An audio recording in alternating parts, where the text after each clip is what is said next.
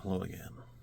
Today, once again, in line with the season, we will pay a visit to our horror tarot.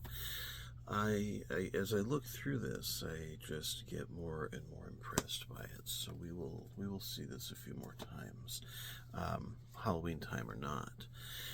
Today's card, we drew the Sun.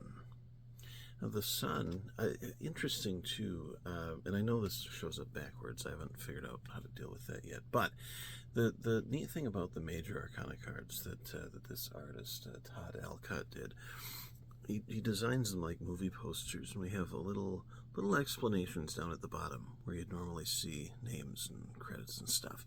And so the Sun, he summarizes it by calling it a symbol of fun, vitality, positivity, success, all very good things.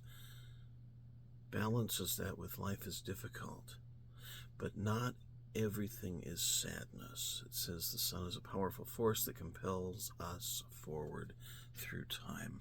There's a balance there, isn't there? We see a balance there. Fun, vitality, positivity. We also have some difficulty. We also have some challenges. We also have some obstacles. And those serve a purpose.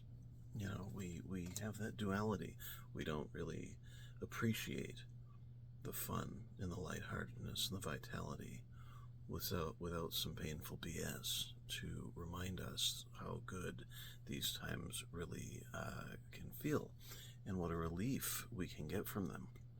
But up at the top, I also found his statement interesting. Nothing burns hotter. For me, when I see the Sun card, I think of refinement. And refinement has become an important word for me.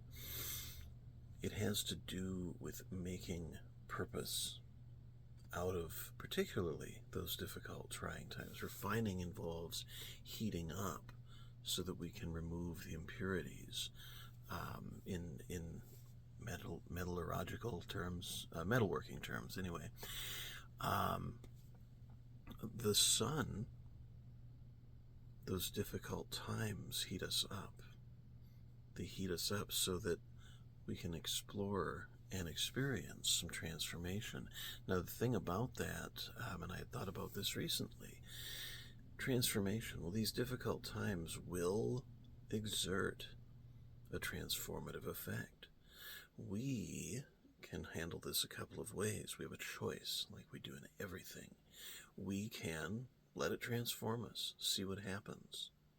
Or we can take the hammer and we can make some changes on ourselves. We don't always know how that will go. But when we take charge, we take responsibility for the results. And that can seem a bit scary at times, but it also gives us a strong sense of empowerment for ourselves. So think about the challenge or the obstacle that you find yourself going through presently.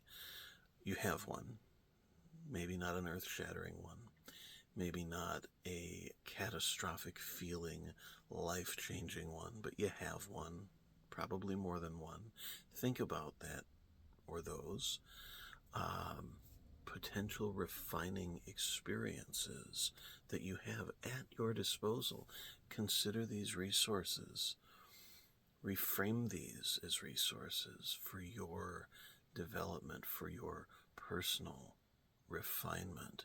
And you not only give them a new perspective, a more meaningful perspective, but you give yourself the authority and the responsibility to utilize these, even if in only small ways, to prep yourself and to give yourself a little bit more fuel for that forward momentum.